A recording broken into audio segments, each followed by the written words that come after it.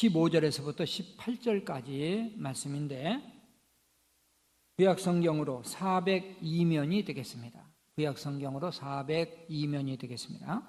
15절 제가 있습니다. 나오미가 또 이르되 보라 네 동서는 그의 백성과 그의 신들에게로 돌아가나니 너도 너의 동서를 따라 돌아가라 하니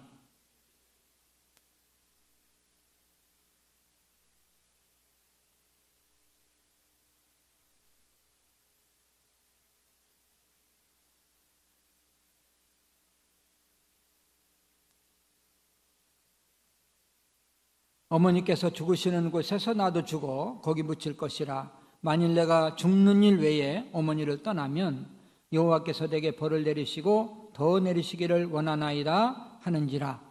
나오미가 룻이 자기와 함께 가기로 굳게 결심함을 보고 그에게 말하기를 그치니라. 아멘. 할렐루야. 3부 예배 참석하신 여러분들을 환영하고 또 주님의 이름으로 축복합니다. 우리 서로 인사 나누겠습니다. 우리 중층에 있는 분들도요, 5분 이상씩은 꼭 좀 이렇게 눈을 마주치고 인사하셨으면 좋겠습니다. 안녕하십니까? 만나뵈서 반갑습니다. 중층에 있는 분들 잘 좀 하세요. 예, 감사합니다. 감사합니다. 아주 끄떡도 안 하고 있는 분들이 42명이에요. 나는 죽어도 인사 안 한다. 우리 인사하고 서로 교제 나누는 것이 매우 중요하죠. 옛말에 이런 말이 있습니다. 부모에게 효도하지 않는 사람은 짐승만도 못하다. 여러분, 짐승과 사람이 다른 점이 무엇일까요? 짐승들은요, 부모를 섬길 줄을 몰라요.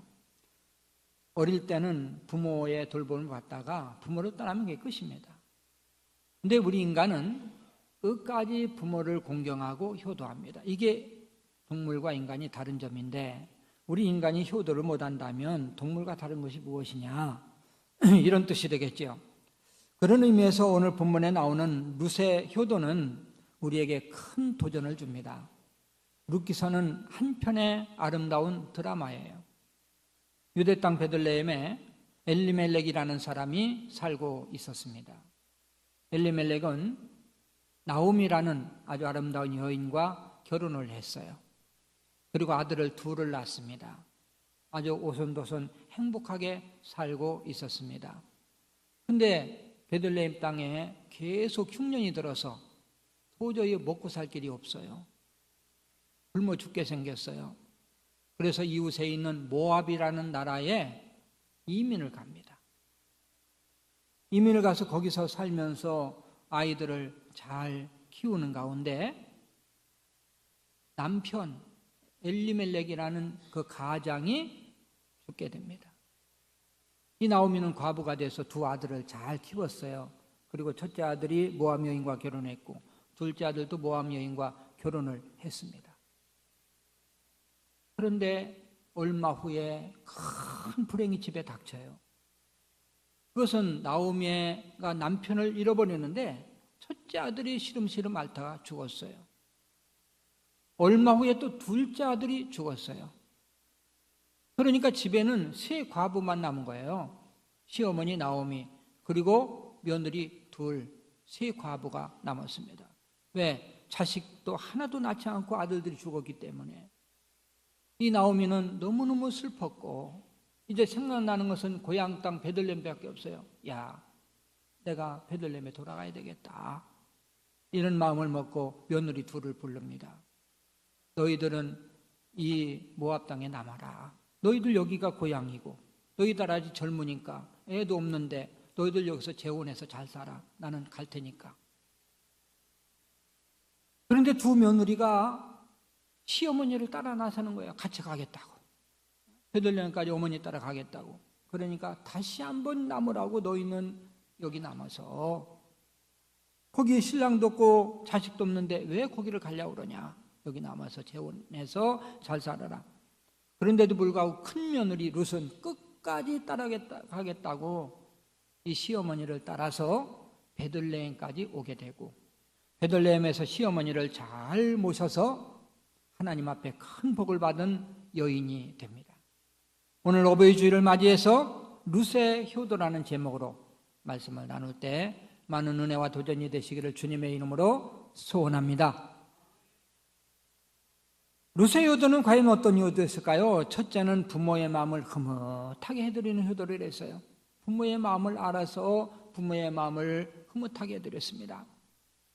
자, 오늘 본문을 읽은 1장 15절부터 18절까지인데 18절 한 절만, 시간을 절약하기 위해서 한 절만 읽습니다. 18절. 나오미가 룻이 자기와 함께 가기로 굳게 결심함을 보고 그에게 말하기를 그치니라. 굳게 모함을 보고 결심함을 보고. 이 첫째 며느리 룻은 시어머니 나오미를 따라서 베들레헴에 가기로 아주 굳게 결심을 했기 때문에 같이 가기로 마음을 정한 거지요. 자, 나오미가 남편과 두 아들을 잃습니다. 그리고 고향으로 돌아가요. 여러분, 고향으로 돌아갈 때도요, 금의 환양 잘 돼가지고 돌아가면 얼마나 좋습니까? 그런데 다 잊어버리고 혼자 돌아가려니 얼마나 마음이 처량했겠습니까? 또 두 며느리에게 남으라고 말할 때 그 마음이 어떻겠어요? 룻은 그 마음을 알아요. 그래, 나라도 같이 가드려야지. 나라도 힘이 되드려야지. 이 나오미의 마음은 남으라고 했지만 같이 가면 얼마나 좋을까라는 마음을 가졌겠죠. 그 마음을 헤아려서 같이 베들레헴까지 따라온 것입니다. 효도는 부모님의 마음을 편안하게 해드리는 거예요. 물질만 많이 갖다 드린다고 효도가 아니라 물질보다도 마음이죠. 그래서 부모는 돈 많은 자식보다 마음을 편하게 하는 자식을 더 좋아하죠. 두 번째는 이 룻은 순종함으로 효도를 했어요. 순종하는 효도. 첫째는 어머니에게 물어봄으로 순종합니다. 자, 2장 2절인데 우리 같이 한번 읽어보지요. 모압 여인 룻이 나오미에게 이르되 원하건대 내가 밭으로 가서 내가 누구에게 은혜를 입으면 그를 따라서 이삭을 주겠나이다 하니 나오미가 그에게 이르되 내 따라 갈지어다 하매. 룻이 시어머니에게 물어요. 어머님, 내가 밭에 나가서 이삭을 좀 주우려고 그러는데 그래도 되겠습니까? 여러분, 룻은 시어머니를 따라서 베들레헴에 왔지만 생계가 막막해요. 생활할 수가 없어요. 그래서 나라도 밭에 나가서 이삭이라도 주워다가 어머님을 봉양해야 되겠다, 이런 결심을 가진 거죠. 사실 이런 일은 시어머니에게 보고를 하지 않아도 칭찬 들을 일이에요. 그런데 시어머니에게 내가 이삭을 주스러 가도 될까요? 이렇게 물어보고 허락을 받고 갔다는 거죠. 이것은 부모의 마음에 또 부모에게 어떤 말씀이든 순종하겠다는 그런 자세가 됩니다. 요즘 보면 부모님을 무시하는 자녀들이 있어요. 그래, 우리 어머님, 우리 아버님 세대 차이야. 말해도 통하지를 않아. 이래가지고 아예 무시해버리고. 그러나 부모님들은요, 자녀를 사랑하고 오래오래 인생 경험을 하고 살았기 때문에 지혜롭습니다. 이 부모님과 대화를 나누고 부모님에게 조언을 듣고 그러면요, 얼마나 지혜롭고 유교로운지 몰라요. 더군다나 사람이 늙으면 소외감을 가지잖아요. 자식들이 조금만 무시해도 정말 늙은 것이 서러운데, 그렇기 때문에 자주 부모에게 의논하고 자주 말씀드리고 자주 만나 뵙고, 이것이 효도인 거지요. 제가 어느 인터넷상에서 이제 아주 좋은 글을 읽었습니다. 어느 장로님에 대한 얘기인데, 그 장로님은 아주 특이하게 어머님을 모셔요. 연세 많으신 어머님을 모시고 있는데요, 이 용돈을 드릴 때 그냥 어머니에게 많이 드려요. 많이 드리고 나서 장로님이 어머니에게 타았어요. 그래서 어머님, 오늘 친구 만나는데 얼마가 좀 필요한데 어머님 좀 주시겠어요? 용돈 좀 주시겠어요? 어머님, 제가 좀 무슨 책을 사야 되는데 그 책을 좀 사야 되는데 용돈 좀 주시겠어요? 어머니 안 드리고 그냥 쓰면 되지만 어머니를 드리고 나서 타다 쓴다는 거야. 왜? 어머니하고 자주 만나서 대화하고 또 하루의 일정을 어머님에게 말씀드릴 수 있고, 또 어머님은요, 자식들이 주는 것보다 내가 자식들을 줄 때 기쁜 거예요. 그래서 그 마음을 헤아려서 그렇게 어머님을 모신다는 이 글을 읽고 제가 감동을 받았습니다. 과연 장로님답다. 이렇게 어머님을 모시는 그 깊은 마음, 얼마나 하나님의 영광을 드러낼까. 자, 두 번째는 어머니가 말씀하실 때 그대로 순종함으로 효도를 하는데요. 3장 5절 말씀을 같이 읽습니다. 룻이 시어머니에게 이르되 어머니의 말씀대로 내가 다 행하리다 아니라 말씀대로 행하겠습니다. 말씀대로 행하겠습니다. 나오면은 며느리가 청춘갑으로 늙어가는 것이 안타까웠어요. 그래서 내가 짝을 찾아줘야 되겠다. 그래서 그 동네의 유력한 인사인 보아스라는 사람에게 시집을 보내기로 결심을 합니다. 그리고 나오미에게, 며느리에게, 나오미가 룻에게 말해요. 너는 오늘 저녁 보아스의 장막 안에 들어가서 그 이불, 발치 이불을 들추고 거기 들어가서 누워라. 그때 룻은 두말하지 않고 시어머니의 말씀대로, 어머니의 말씀대로 하겠습니다. 이렇게 따라서 순종합니다. 가만히 생각해 보면요, 아무리 시어머니의 말이라도 따르기가 힘든 말이에요. 이 보아스의 장막에 가서 거기 누워라는 말을 오늘날로 해석하면 이 보아스가 자는 방에 몰래 들어가서 이불을 들추고 거기 들어가라, 이런 말입니다. 물론 당시에는 사회적으로 그런 일들이 있었던 용납하던 시대인데, 그렇게 해서 남자가 거부하면 이루어지지 않고 남자가 용납하면 이루어지던 그런 시대입니다. 문제는 보아스가 거절할 수도 있다는 거죠. 만약 거절당하면 망신 중에 그런 망신이 어디 있겠어요. 룻은 시어머니에게 이렇게 말을 해야 돼요. 어머님 뜻은 잘 알겠지만 그래도 우리가 아무 준비도 없이 아무 말도 없이 그냥 갑자기 들어가는 것보다는 이것은 참 무리인 것 같습니다. 만약 거절당하면 제가 어떻게 얼굴 들고 다니겠어요. 좀 신중하게 생각해서 더 좀 알아보고 그러고 하는 게 어떻겠습니까? 그러나 룻은 이유를 달지 않아요. 왜? 부모님이 말씀하셨습니다. 어머님 말씀대로 내가 따르겠습니다.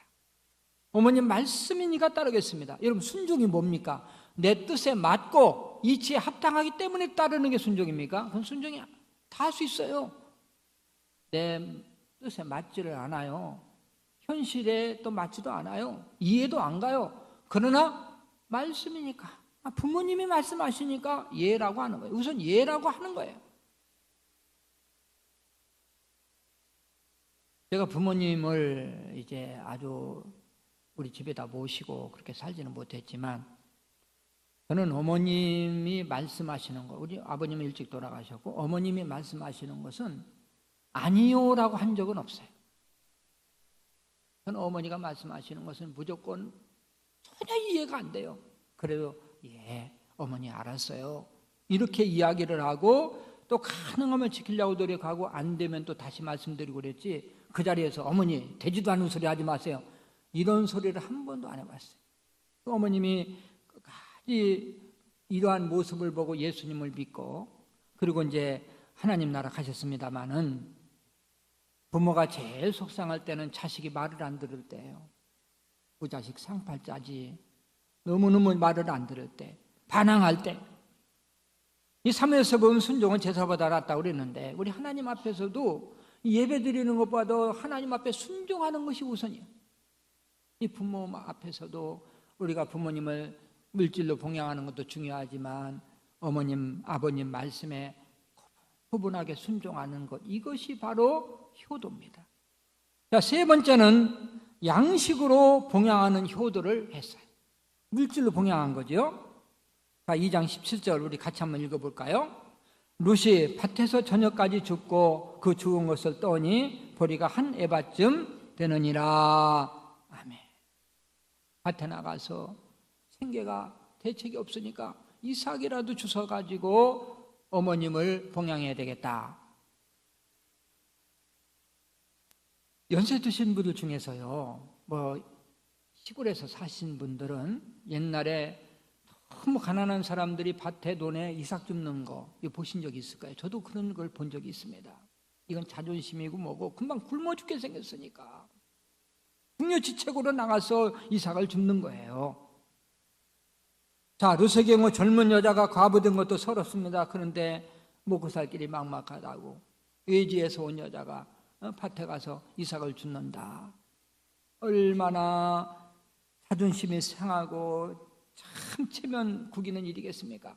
그럼에도 불구하고 어머님을 모셔야 된다, 내가 봉양해야 된다, 이런 의무감을 가지고, 여러분, 자식이 부모를 공경하는 것, 또 봉양하는 것은 당연하지 않습니까? 자식이 부모를 공경하는 건 당연하지 않습니까?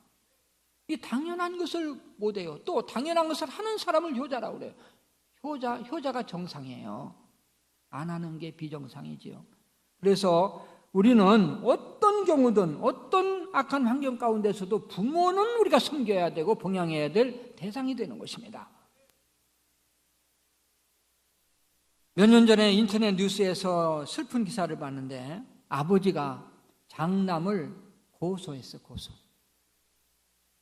이 아버지는 아주 성실하게 사신 분인데 직장생활하면서 좀 모으고 또 퇴직금까지 타서 그 당시에 이제 4억이라는 돈이 있었습니다.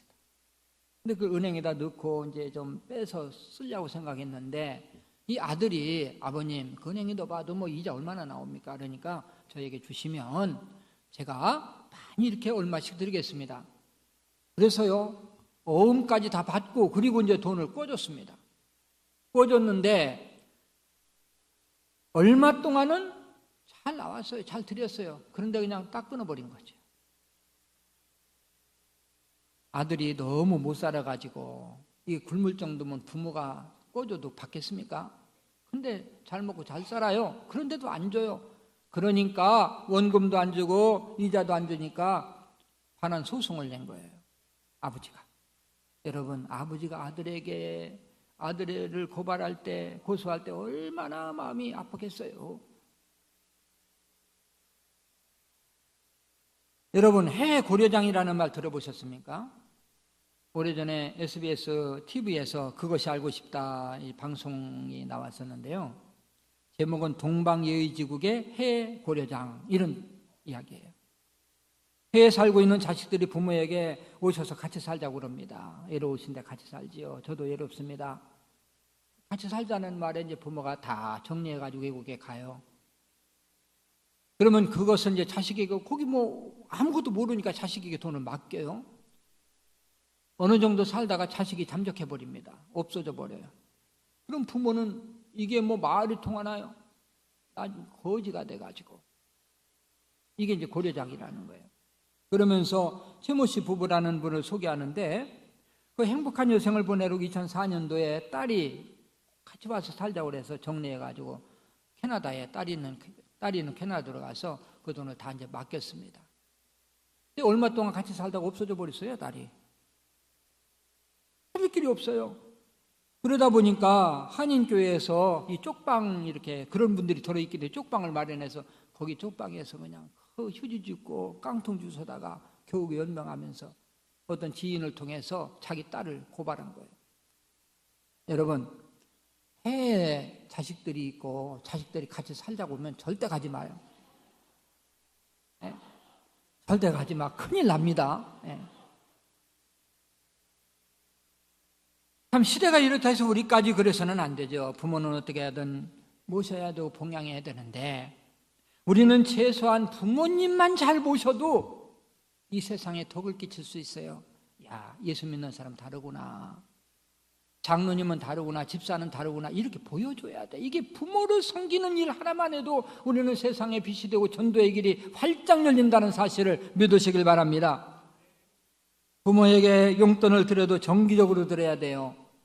노인들 쓸 돈 많습니다. 손주들 위해서도 써야 되고, 너무 빈궁하게 살면은요, 참 노인들이 너무 참 보기가 좋지 않아요. 나빠요.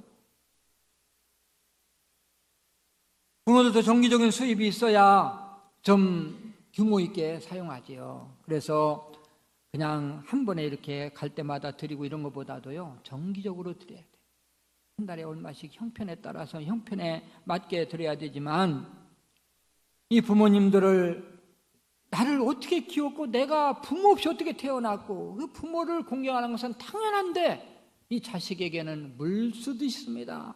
먹고 싶은 거 다 사주고, 입고 싶은 거 막 메이커로 사주려고 그러고, 또 학원도 존대 보내려고 그러는데, 유독 부모에게만은 못해. 아마 10분의 1만 해도 효자 소리 들을 거야. 옛날 얘기 안 하지요. 아마 지난번에 몇 년 전에 한번 제가 얘기한 기억이 있는데요. 가난한 가정이 있었습니다. 아주 가난한 가정이 있었는데 식구는 4식구예요. 할머니, 또 부부, 그 다음에 아들, 이렇게 이제 4식구인데요. 근데 너무 가난한데 이 부부가 너무 어머님을 효도하는 그러한 부부인데, 그저 양식이 생기면 제일 먼저 어머니한테 갖다 드리고 자기들은 그저 근근히 연명하는 거예요. 그런데 이 밥도 못하고 죽을 써서 이 어머님을 갖다 드리면 이 어머니가 손주를 다 줘요. 근데 손주는 할머니가 주면 할머니 이 거절하는 적이 없어요. 그냥 싹 먹어 치워버려. 인정사정 없이 먹어 치워. 그러니까 할머니가 굶어. 그래가지고 점점 쇠약해지는 거예요. 그래서 부부가 의논을 합니다. 여보, 이 어머님 잘 보셔야 되는데 이 자식, 이 녀석이 다 뺏어 먹으니 어떻게 하겠어? 어머니는 한 번 끝이야. 그러나 자식은 우리가 또 놔도 되잖아. 그러니까 이 자식을 우선 죽여서 땅에다 묻읍시다. 남편이 이렇게 이야기를 한 거예요. 그러니까 부인이 그렇게 말합니다. 여보, 안타깝지만 울면서 그래도 어머님을 모시는 것이 우선이니까 할 수 없지요. 그래가지고 이제 뒷곁에 가서 거기서 땅을 밤에 이제 그날 저녁 밤에 땅을 팝니다. 자식을 묻으려고 땅을 파는데 얼마나 마음이 아프고 슬펐겠어요. 근데 한참 파들어 가는데 이 꽃갱이 끝에 뭐가 딱 걸리는 거예요.